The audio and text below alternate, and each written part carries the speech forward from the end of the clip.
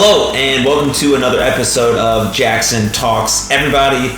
With me, your host, Jaxon Stone, and I am joined today by one of my favorite people. I wouldn't just specifically say in wrestling, I would just say in general.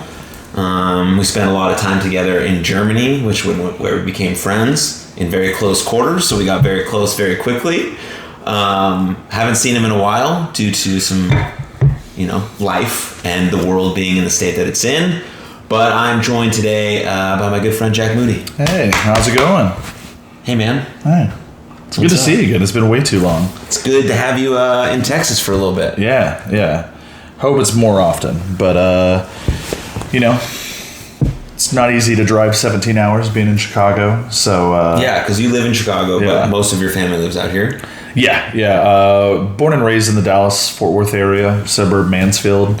And then moved to Chicago when I was 26. So most of my life in Texas, but I've been there almost a little over 8 years now, which is kind of crazy because it doesn't seem like it's been that long, but also it's definitely at the point where I come back to Texas and it's not the same city I was living in before, or the different areas. Like even going through like my old stomping grounds, it's just like, oh no, this is completely different. I don't recognize any of this. Yeah.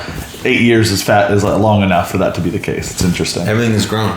Yeah. So much. Yeah. Like exactly that 8-year, 10-year span. Like when I was in high school, I went to high school at Plano West, and in Frisco, which is like really close to Plano. It's like same kind of deal. There was, I want to say, like 2 high schools in Frisco when I graduated in 2010. Now we're in 2021. There's like 11 or 12 high schools in Frisco. So there's just an exponential growth here. Yeah. A lot of people are moving here. It's cool. My dad used to drive semi trucks just in the area. Like he would just 18-wheelers like locally, and he used to make deliveries to a feed store in Frisco, and that was the only thing in Frisco. And now they have a minor league baseball team. Mm-hmm. It's booming. Like it's a complete. And that was when I was probably it's 20 years ago. Right. That much in 20 years. It's a ridiculous amount of growth. It's still a lot. But okay, so I only have one question. I only prepare one question for these episodes. All right. Normally. Especially with people that I already know. Usually only prepare one question. So I'm going to ask it to you now here in a second. But it's a regular listeners know the question I'm going to ask. But I think it's one of the most important questions in the whole entire world. Especially between two males. I think it can be a bridge to more open and honest conversation. It can be a bridge to more healing, more understanding, all these things. And if we answer it honestly, we usually use this question as a way to just like say hello. Like you briefly said it at the beginning of the episode, right? Mm-hmm. But I try not to answer and I try not to ask it back, but it's like almost like habit. It's like almost automatic. So I'm going to ask you now, hopefully you answer honestly as much as you want. How are you doing? Like for real?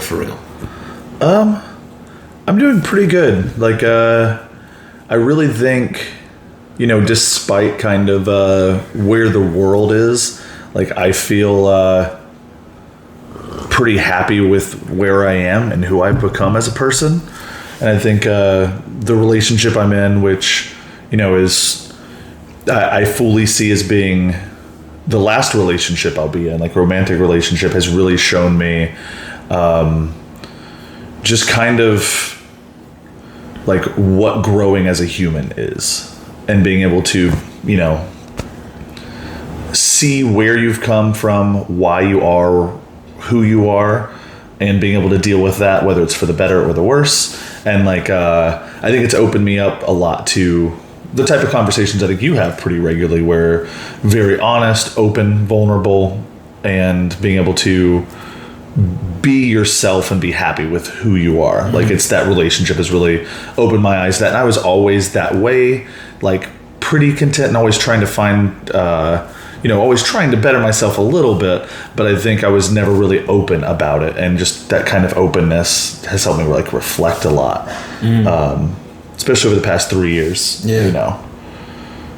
Has being in a long-term relationship like helped you uncover parts of yourself that you were trying to hide or didn't know exist, and on the other side of the spectrum, maybe on a more positive side, I don't know, really like using positive, negative to describe things because it's all on a continuum. But anyways, you don't need my whole lecture about that. Maybe you do. But on the other side of it, has it made you more sure about this, about the kind of your strengths that you already knew about yourself? Well, I think especially that. Like, I think one of the strengths that I had was like since I was like kind of. I'm very much like a silver lining type person, and I feel like that's a very good thing to have, especially like with where we are in the world. Like everybody's going through the same thing right now. That's very, very unique. Right. But trying to find the positives in that is very, very important. I think that's been highlighted both by where the world is, both by my partner, and but when it comes to like things that I've learned that have made me better, I think a lot of it with her is just being able, like, learning to, I guess, really empathize that how some people see the world and experience the world isn't how I necessarily do. And being able to be like, and not that they're wrong and I'm right, it's more just like, oh no, it's just different. And I just need to understand that they see it differently, and we're going to have common ground. Everybody has common ground. But being able to understand that, like, that's okay that they see it differently and they experience things differently, whether it's sight, smell, taste, or emotions and emotional responses to things. That's like being able to understand that and love that about someone, not just be like, oh, okay, well, they're different, so I'm going to kind of back away, you know? So I feel like that's something that I've really learned really over the past 2.5, 3 years. Yeah. How has that changed the other relationships, like friendships, family relationships? Has it had an impact on those as well? I think a lot. I think a lot of it is, I guess now just talking about it, I'm kind of realizing why that's the case. My partner comes from a very different background. She was raised by Vietnamese refugees. Like she is a first generation immigrant, first generation child of immigrants, of refugees specifically. She has a completely different upbringing than I do, and just realizing that like that informs who they are as a person. That informs every decision they do, where somebody comes from, and even like going to how I but how I relate to my dad. Like I have to understand where he comes from. He comes from a poor family in, the suburbs of Paris, Texas, which does not have suburbs. He's from Powderly, Texas. Like, so when I'm talking to my dad about anything, like that better informs me. Just like I have to understand where he's coming from. And then not only does it help me connect better to people, understanding that, but also, the curiosity of like, well, where do you come from? Because I want to understand you better. Like that's just with everybody. Like I want to understand where everybody's coming from so I can understand them better and better relate. And, really understanding that people's experiences and the life they've lived before is going to affect everything they do, and really taking that into account has, that understanding has really, really helped me be a better person, I think, lately, 100%. Yeah. Relationships are like this, they're the sauce, right? They're the secret sauce to life, but it's not so much a secret anymore. You know that you have to have fruitful, meaningful relationships to have a fruitful, meaningful life. Yeah. But in the same token, cultivating lifelong relationships, whether it be romantically or friendships or family, is really hard. Yeah. Because people change, and they should change, and we should allow that growth and change, but we have to be open enough and create enough communication where we know where we're headed. Yeah. Because if me and you are friends from 2016, right? I'm not the same person that we spent time with. Yeah. I have some of those same traits and characteristics, but some of those decisions that I made or some of the things that I said, I probably wouldn't say them now. Yeah. And you've held space for that. And now we're having a conversation here. Yeah. So I think that's like an important note to make about the growth of relationships. Yeah. And I think even the conversation that we're having now and the conversations we've had even today before this, they're not the type of conversations we had in 2016. Right. You know, we were boys that loved wrestling and went out together and, you know, partied and just like, let's go explore this place that we're not familiar with. Yeah. And like, but we didn't, and I loved it and I love you, but like we didn't have that relationship of just like, oh, let's talk about our feelings. It wasn't a really deeper level. It wasn't, yeah. Yeah. But like, I love that we can. I think that's important. Like, it's, you know, it's cool seeing those friendships grow. I've had a couple of them over the past 3 or 4 years where it's like, oh no, this friendship is not just my buddy that I go do this with. Like, no, we're like it's not just friends, it's more like family. And like, it's kind of cliche, but like, it's like a brotherhood. It's like brothers, you know, where it's a much deeper relationship than just being boys, you know. Like going to get a beer and talking about whatever. Yeah. Like Blake Shelton, talking about girls, talking about trucks. Like, but actually talking about but actually talking about stuff. Yeah, I mean, we can talk about beer and we can talk about trucks. Those things are cool. But that's I've always just like, I've never been like the talk about trucks type of guy.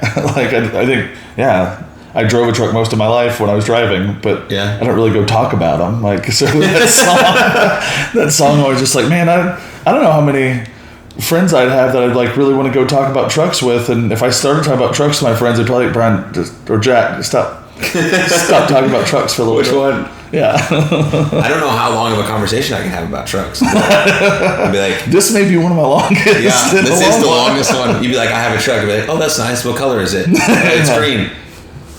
Yeah. Cool. Is it a Ford? It's a Chevy? Oh, it's a Ford. Like, oh, okay, cool. I drive a Chevy. Like, oh, that's this.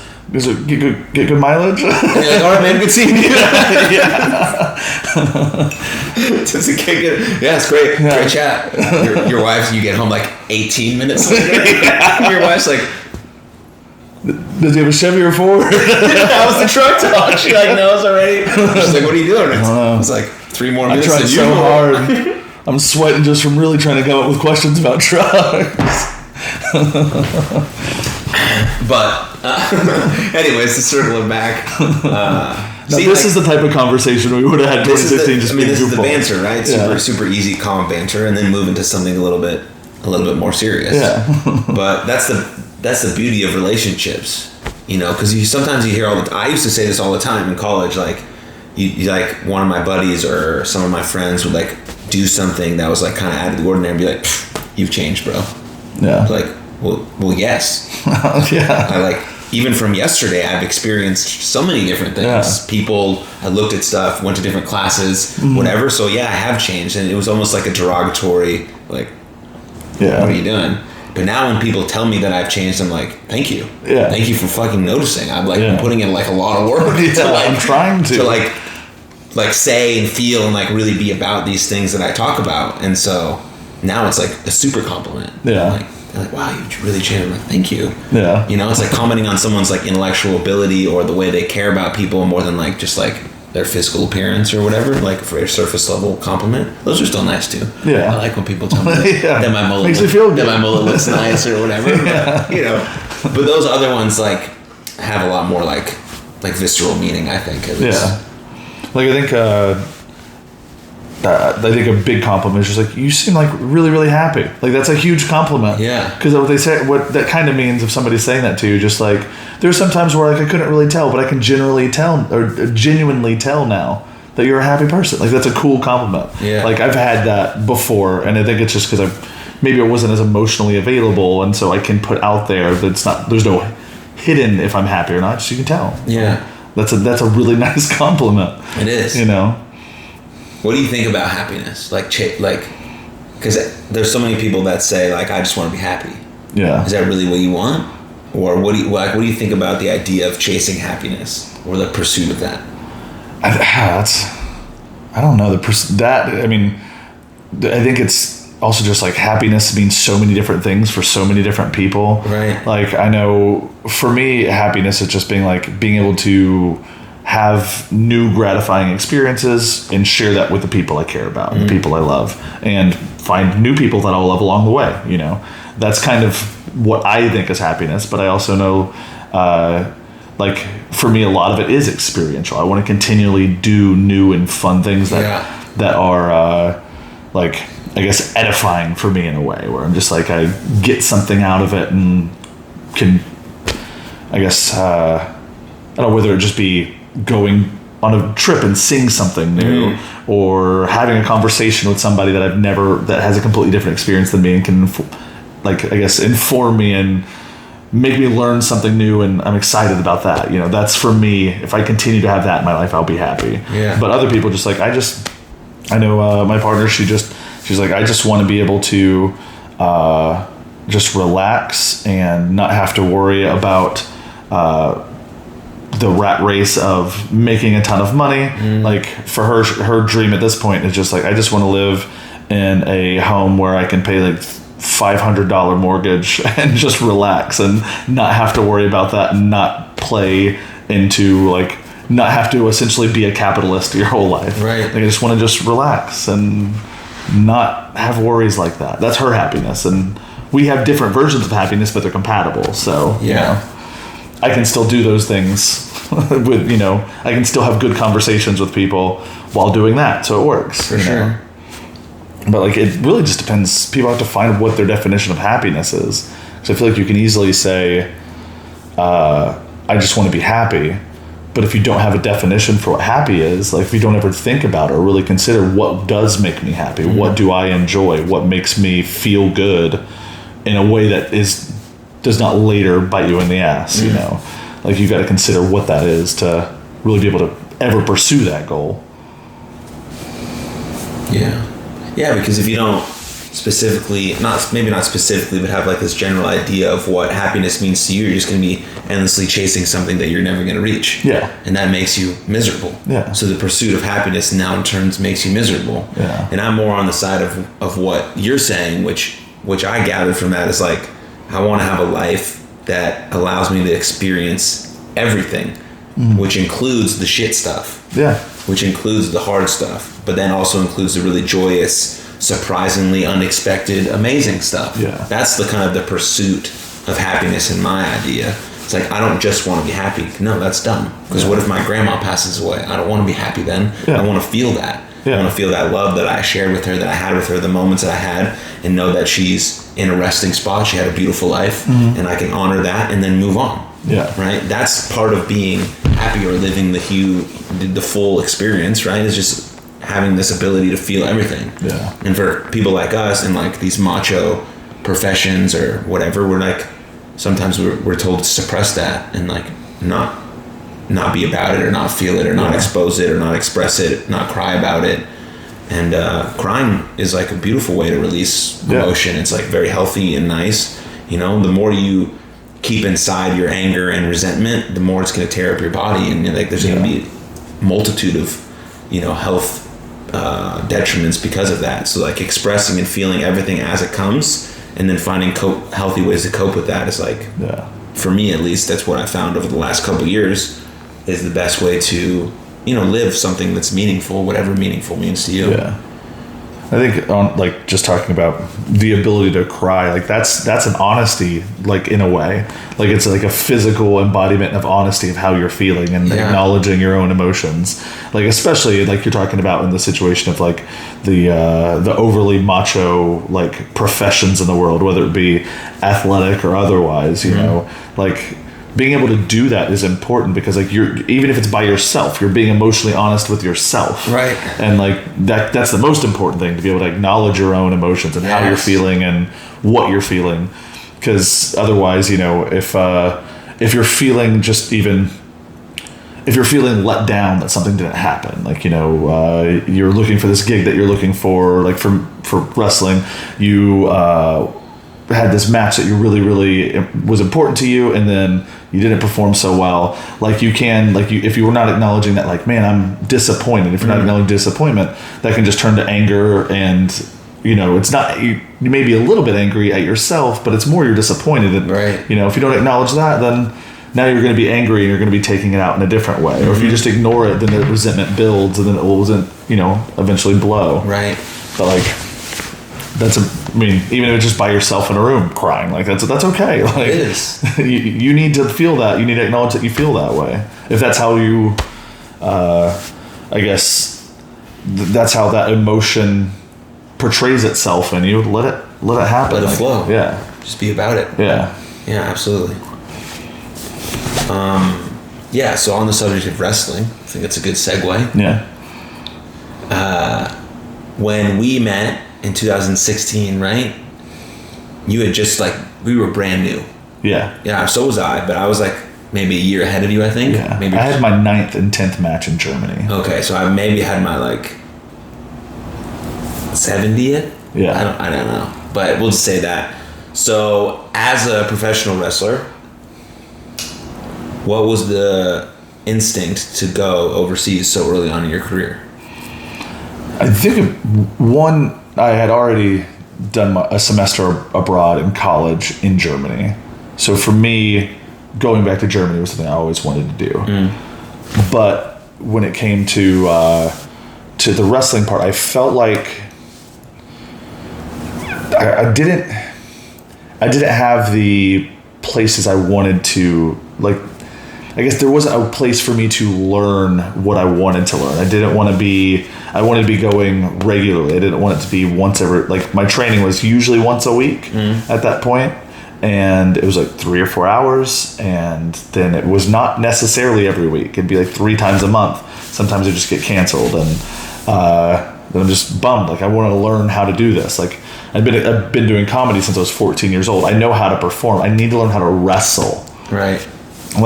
I can go out there and put on a show for somebody, but as soon as I lock up and it looks like hot garbage, everybody's going to realize oh, this is just a guy that can talk. He's not a wrestler. And I guess I've always, I looked into places in the UK as well, and then looked into Japan also, but I really wanted to learn the physical part of wrestling. And I felt like Europe just generally is a good place to learn. And then seeing somebody like Walter was there, and he wasn't Walter that he is now. Yeah, now he's an absolute superstar. Yeah, but I knew who he was just from being an indie wrestling fan before I'd started wrestling. Yeah. Because I just watched enough stuff to, so I was I've seen this guy's stuff a little bit. I've seen a little bit of WXW. That guy, I like what he does. Yeah. And I know just generally the European style is more based on the actual wrestling, and it's not necessarily the high flying stuff, because I can't do that.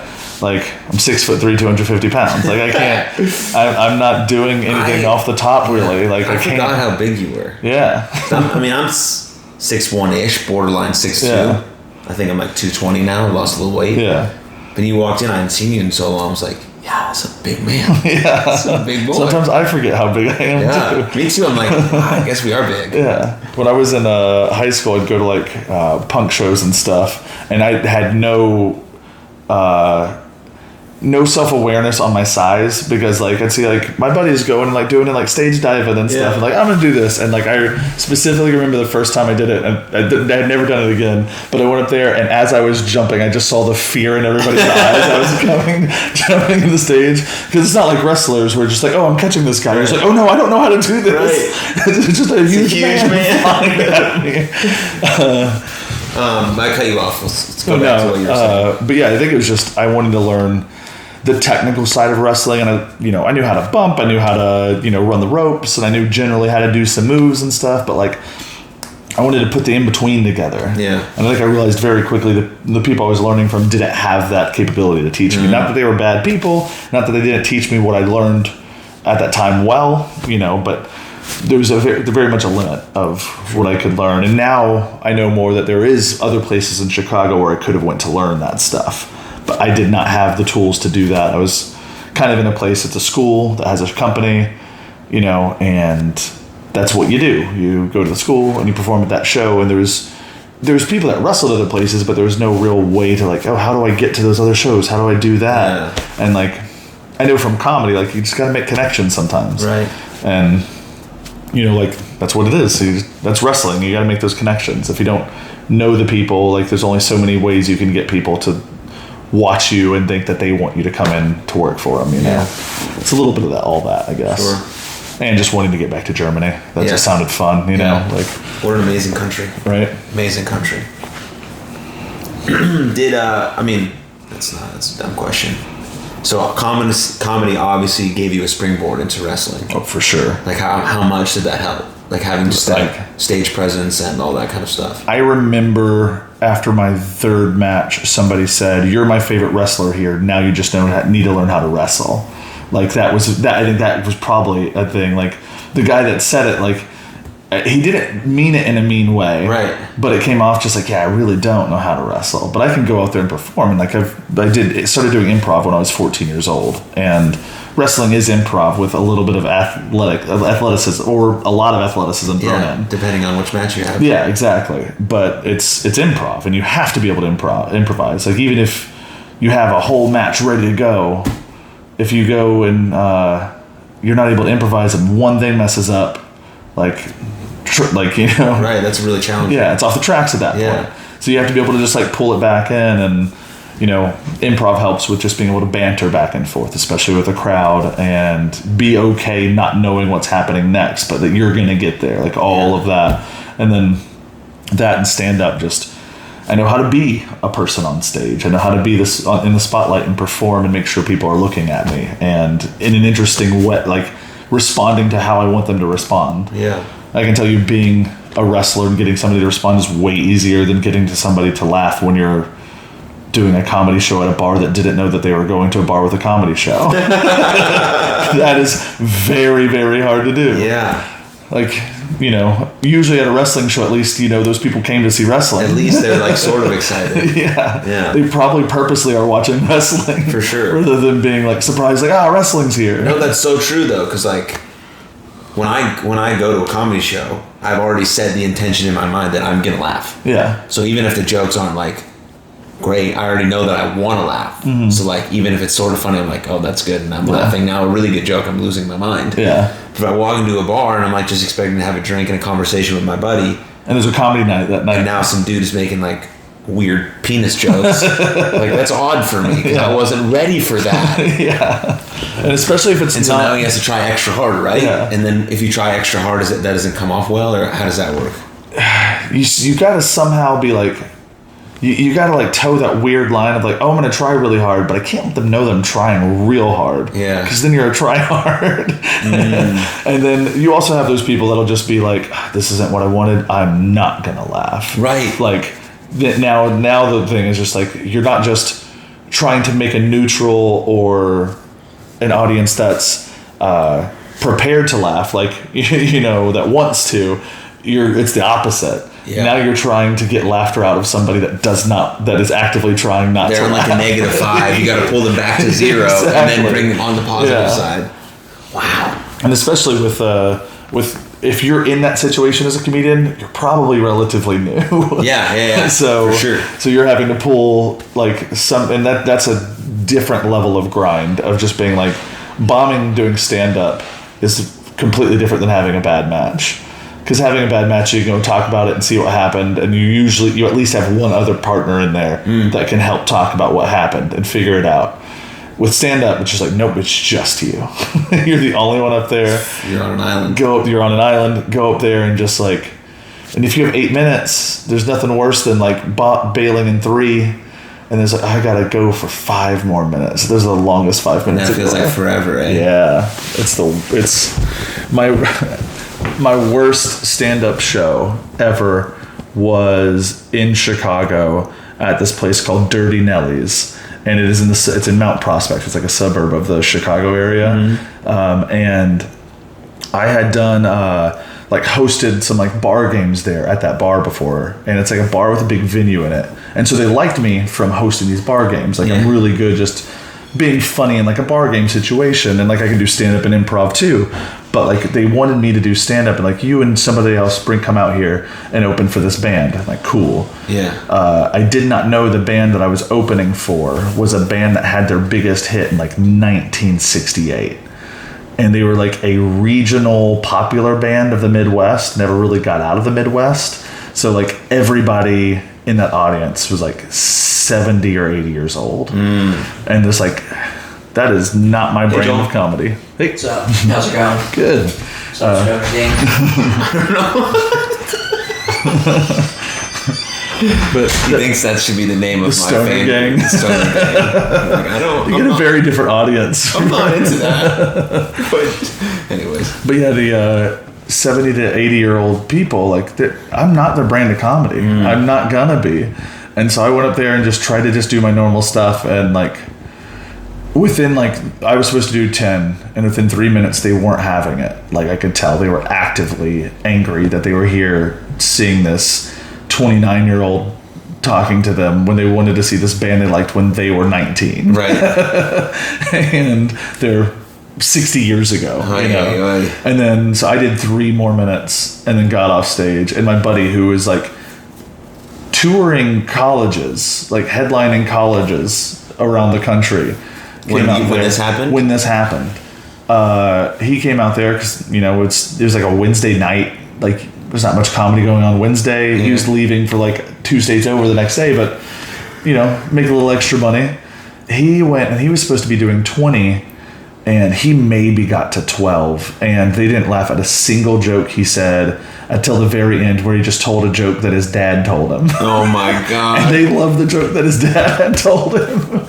And at the end of him going, I was at the back of the room, and this is like a pretty big venue. Probably had 700-800 people there. And I heard somebody say, just like, they didn't know I was right behind them. They said, "Thank God that's over." And then the lady next to the guy that said that was like, "Well, at least he wasn't as bad as the last one." Just like, that was me. That was me. But at that point, just like, I gotta laugh at it. Like, you know, I'm like, Jaxon Stone maybe for everybody, but Jack Moody is not for everybody when it comes to stand-up material. How do you bounce back from that? How do you maintain a level of confidence in your ability to perform when something like that happens? I think it's just understanding that, like, every show's a different show. You know, I don't know if you're watching Ted Lasso right now. It's the nicest show of all time. It's the nicest show. Ted Lasso? But listen, I did an entire podcast episode. I talked for 45 minutes. Just about how great Ted Lasso is. I did a recap of season 1. I'm going to do the same thing on the recap of season 2. It's a brilliant TV show. Absolutely. Like, there's like, it's just like real nice, but like there's like subtle nuances of like real life shit. Yeah. Like divorce and relationships and how hard that can be. But having this like sense of belief and optimism that things can work out. Like, you talked about a like silver lining approach. I talk about optimism a lot, and people get confused about optimism because they think it's like that all the time. You think things are good, like everything is good. I'm homeless, things are great. I have no food, things are great. Can't pay my bills, things are great. No, it's like literally the opposite of optimism. Yeah. Because you can only be a pessimist or an optimist. You can't be a realist, because realist is part of optimism. Yeah. So optimism truly is being very, very, very, very, very, very, very honest with your situation, super honest, and with yourself about what situation you're in, and then implementing the work to know that fundamentally you believe that things can work out for the best. Yeah. That's what optimism is. There's like a whole actual thing about it, not just like, all right, things are gonna be good. That's my car got totaled. It's fine. I'm happy. I'll just leave it. That's almost like cynical. I feel like if you're in a very bad situation, you're not recognizing that it's a bad situation. Yeah. It's almost like cynicism that you don't even recognize as cynicism. Yeah, it's like naive optimism. Yeah. Like, you can be calm and collected about your car being towed. Like, it's not going to ruin your day. Great, because it's not going to ruin your day. It's just your car getting towed. But what are you going to do to fucking get your car back? Yeah, yeah. And then believe at the end of the day, you'll have your car back. You'll be at home. You'll be safe and sound. That's optimism. Yeah. But anyways, that's I love Ted Lasso. It's the best. I try to implement some of the stuff with my team, and it's like, be that bright light or that lighthouse, whatever. But yeah, it's a beautiful show. Anyways, go ahead. I love the line. It's from season 2. Coach Beard says, what is it? Every person is a different person. And I feel that that's the way I've thought that way about shows. Every show is a different show. So it's you can grow from the last one, but the next show you're doing isn't the same show you just did. So you could have a completely different experience. And with stand-up, you do. You can literally go to an open mic and bomb, and then go to an open mic later that night and kill it with the same jokes. It's different. You have a different crowd, you have a different vibe, you may have said something a little different. So I've always thought that about shows, but with that, every person's a different person. Just like, that's a great way to approach life. Right. You know, when it comes to any kind of bias or prejudice you have, like, no, they're not the person you knew that may look like them or come from a similar background or have the same job. You know, in this situation, it's Ted not liking or being uncomfortable around therapists because he had a really bad because he had a really bad experience with a therapist before. Yeah. And then just that line, every person's a different person. Like, that's beautiful. So simple. I love her. Right? She's phenomenal. She's just a magical woman.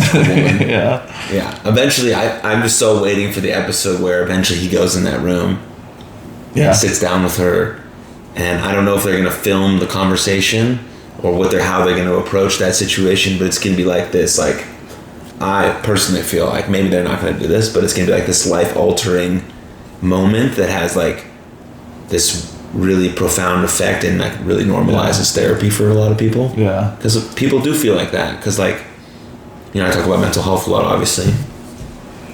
And like therapy or finding the right therapist and finding the right counselor or even finding the right medication is really challenging.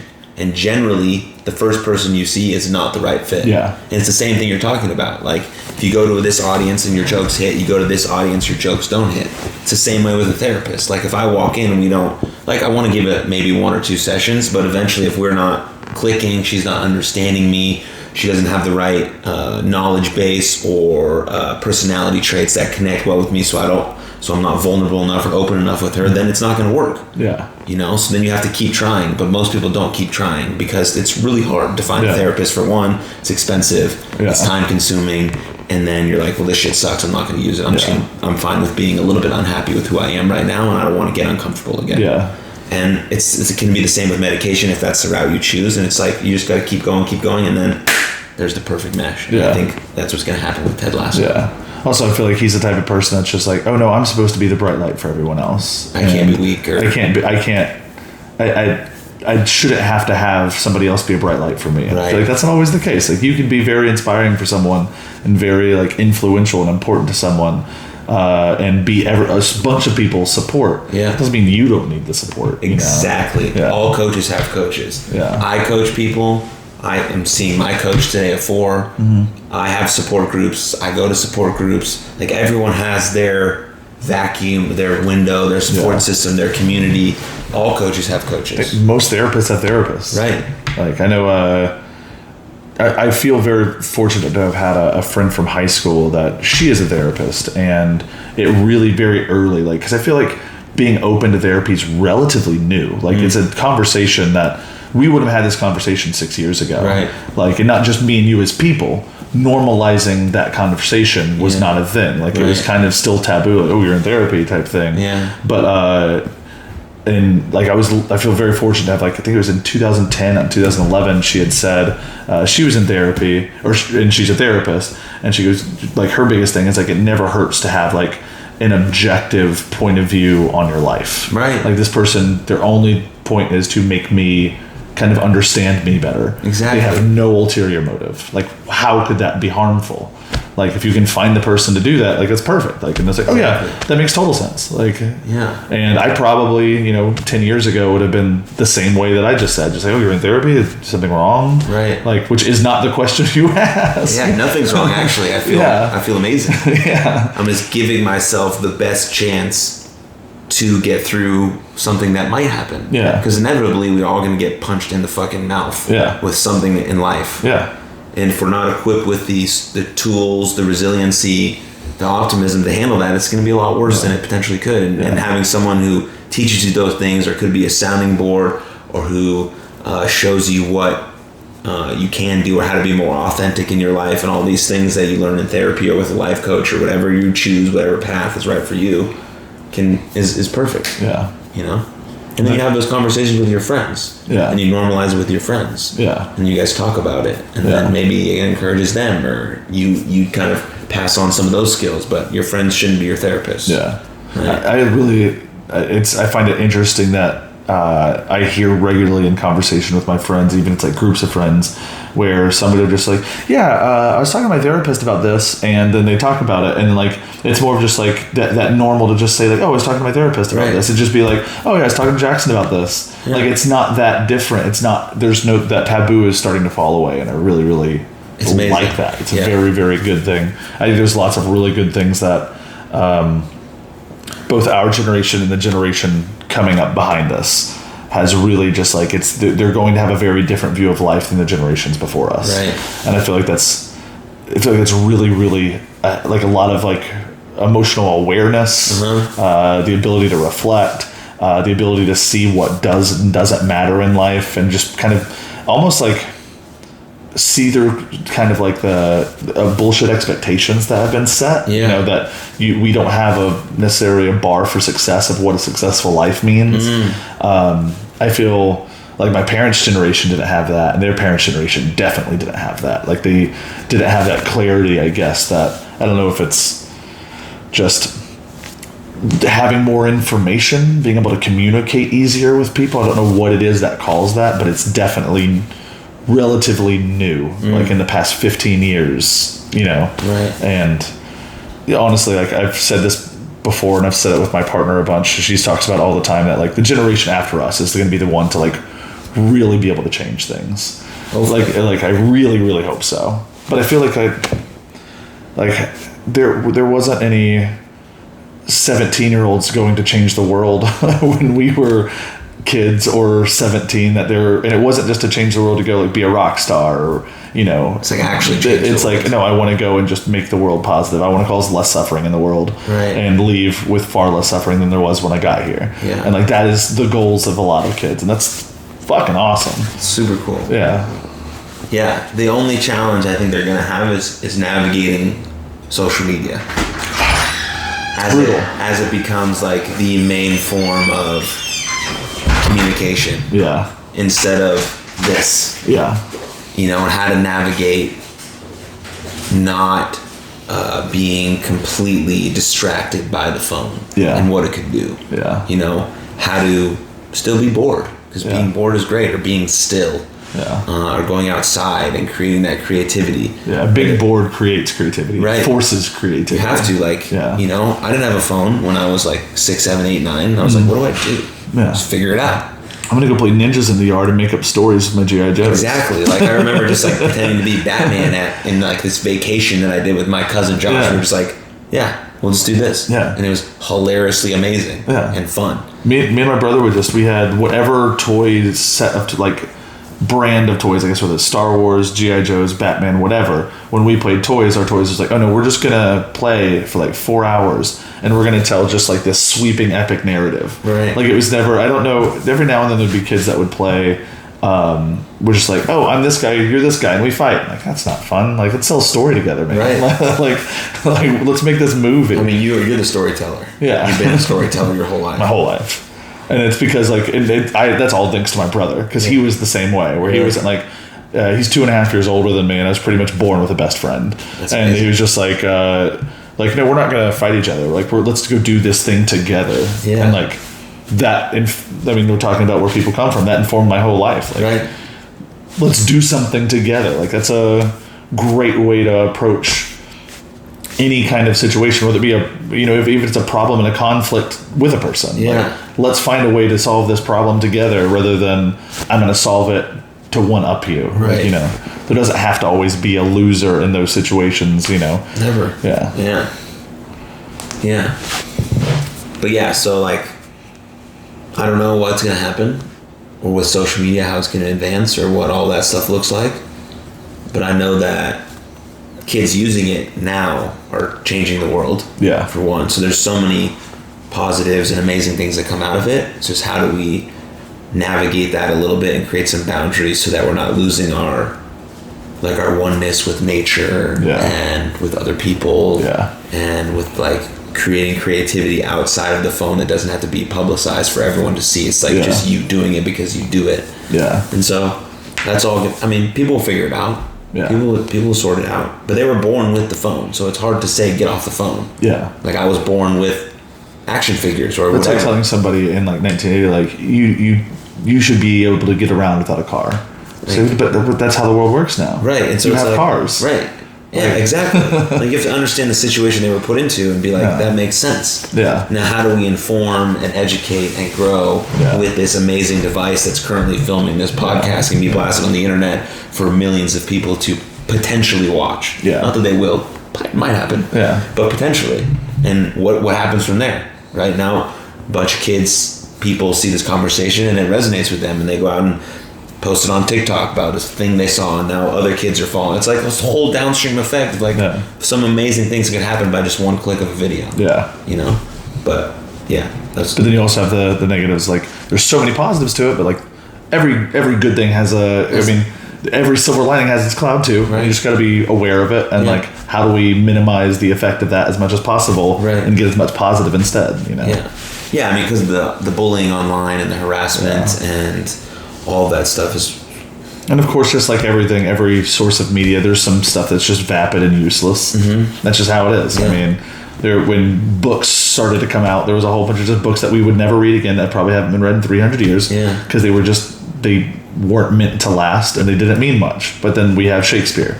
You know, we have Dickens. Like, how many dime store novels came out in 1890 that nobody's ever heard of and nobody cares about because it was kind of useless? Like, that's going to happen too. And it had its time and place, but like, there are classics, you know, and there's things that will carry on for centuries. And that's the same way with different forms of media now. Like, it's weird to say, but maybe there is some YouTube video that 100, 200 years, you know, from now, people go back like, oh, but that channel, we still have those videos in our like holotube vision, you know, that we plug into, because, you know, we still read Shakespeare. We read a play, which is wild that in itself. Like, so there is something that will last out of this. There's things that'll last forever, and we don't know what it is. Right. Like, people didn't know who was it? Who am I looking at? I said Charles Dickinson. It's Charles Dickens. Emily Dickinson. She was like, nobody knew who she was when she was alive. When her books actually came out? When her poetry came out. Like, it was like... And then she... Like, it was post-mortem. And then people found it. And like, I know about her. Like, I know about this woman who was writing poetry in the 1800s. Like, you know, like... But it was something... Like, something's going to come out and last. We don't know what it is when it happens, but it will, you know? Yeah. Beautiful. Yeah. Yeah. I just watched the movie yesterday. Today's what, August 30th? Yeah. Yeah, so yesterday was a Sunday, so I watched it on August 29th. Called Joe Bell.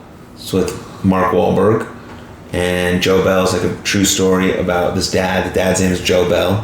His son was gay and got bullied basically until he ended his own life. And Joe Bell decided that he was going to walk across America for his son and talk about bullying and talk about the LGBTQ community and all these things. You should watch the movie. It's really quite a magical movie, but it basically hones in on bullying and how much that can really affect someone. And clearly it does. And clearly the social media plays a part in that, right? Because you're behind a screen. But the more, my segue to that is more we talk about these kinds of conversations, pursuing things that you enjoy, healing, therapy, all these things that are now accessible also through the phone, that will become less and less because more people will be connected to one another, more people will understand who they are, what values they bring to the table, and all that stuff will garner more healing. Of course, there'll be people who say mean things and do mean stuff. I've said mean things, done mean stuff. You can't totally remove that from a person. We're still a human being and we still get affected by stuff. But it'll be less severe. There'll be more forgiveness, you know, more accountability, things of that nature. And doing this work now for like 3 years, I've seen that progression. Yeah. And I can't wait to be like 75 years old with some cool ass fucking device in my hand, like seeing it in real time. Or in your head. Or in my head. Neural. Yeah. Like seeing it in real time, you know, and whatever that may be. So I'm encouraged and inspired by the people around me and the people that I see. So. Yeah. Same here. It's cool seeing, I mean, with you, like, I mean, you talk about the change, like, I've seen that, like, firsthand. Like, we talk about the, you know, the change and becoming better and becoming a positive influence. Like, you've definitely changed as a person, and you are growing, and you're having a positive impact. And I know it's not just on me, and it has been on me, even if it's from a distance. Like, we don't get to see each other super often, but like, it's still one of those things. Like, look at him becoming like the man that he probably always wanted to be and just wasn't yet, you know. And I see that happening to you, and like other people do too. And other people can be inspired to change, and then other people will see that person, and like, it sounds like a pyramid scheme or something like that, but it's nobody. The only person benefiting is everyone, and it's just being happier. The only person benefiting is everyone. Yeah, I love that. Yeah, like, wow, that's like a Ted Lasso quote. It is, right? Nice. The only person benefiting is everyone. It's a domino effect. It's downstream. It's all this beautiful stuff just happening. Yeah, you know. Because it's reverse pyramid then, right? It's that. Yeah, because it's getting bigger as you go up. Yeah. But the best Ted Lasso quote is, do you believe in ghosts? And they just, I do, but I mostly believe they should just believe in themselves. Yeah. It's like, I got a hard time hearing people who don't believe in themselves. Big Ted. I bought a Ted Lasso shirt. Oh, man. My roommate and I watch it every Monday. Yeah. Yeah. So you haven't seen Fridays yet? We haven't seen Fridays yet. We'll watch it tonight. This is outside of WandaVision. It's been the only show that like I am watching day when it comes out. Like that's the other shows I watch a decent amount, especially being stuck at home in Chicago for so long. Yeah. But the only one that like has to be done is like that, because then I need to watch it 3 more times before the next episode comes out. Right. It's just, and it's endlessly watchable, because one, you're going to find a new joke that's hilarious, but also you're going to leave the same way, just feeling like, feeling inspired. And just like, it's so nice seeing people be nice to each other. I got a question for you. Last question. Okay. I haven't really asked any questions. So anyways. It's been like 3. Yeah. So anyways, do you have any predictions on whether Ted Lasso and the boss lady will get together? See, I think that's where the story's going, but this is also the type of show that will like, it doesn't, it sounds weird. It doesn't give you what you want, it gives you what you need. Like, I feel like they're just going to have this like beautiful friendship. That would be fine. Yeah, but like if they could write it that way, or it's like, that was the right way, Yeah. Like, it's the same way or they get together and have a romantic relationship. Either one will make me feel happy. Yeah. And that's like the season finale of season 1, where like it doesn't end the way where like it doesn't end like Mighty Ducks. Right. It doesn't. But it ends the way it's supposed to end. Yeah. Well, I can't wait to see it tonight. It's good. You're gonna enjoy it. Yeah, I am. It's great. Also, I love that there was just a good Christmas episode in the middle of July a couple weeks ago. Yeah, randomly. And it was wonderful. Yeah, I absolutely loved it. It was. Okay. You have any last minute thoughts, comments, questions, concerns, funny stories, anecdotes, plugs? Not really. I'm not the plug-in type of guy, but I'm just happy we got to hang out and have conversation. We had a good conversation before this, have a good conversation now. It's been way too long. I was like, we should just throw the mics on. Yeah, why not? Yeah. We're going to be talking about this anyway, probably. Right. So, yeah, it was beautiful to see you. Yeah. When you head back home? Tomorrow morning, or tomorrow afternoon, like 12:30. You're driving? No, we're flying. Okay. Yeah. We booked this a month and a half ago, and it's like, we can travel again. Yeah. And then it's like, oh no, can we travel again?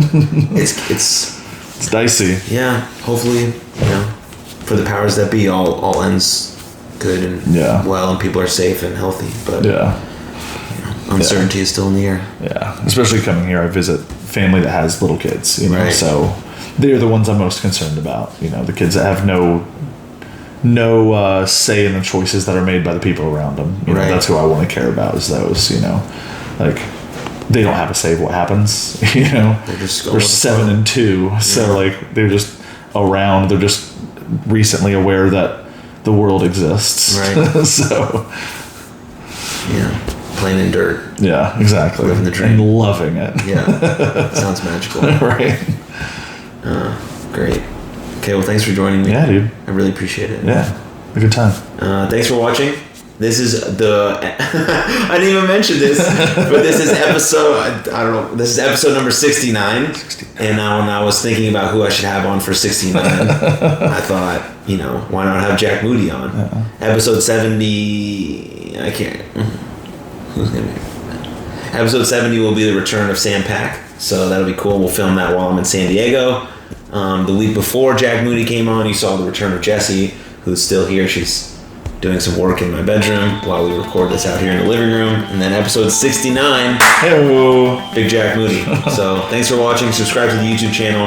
Share this with a friend or with a wrestler or with anyone that you've ever come in contact with ever in your whole world. But thanks for watching. Cheers. Have a great day. One love. Peace.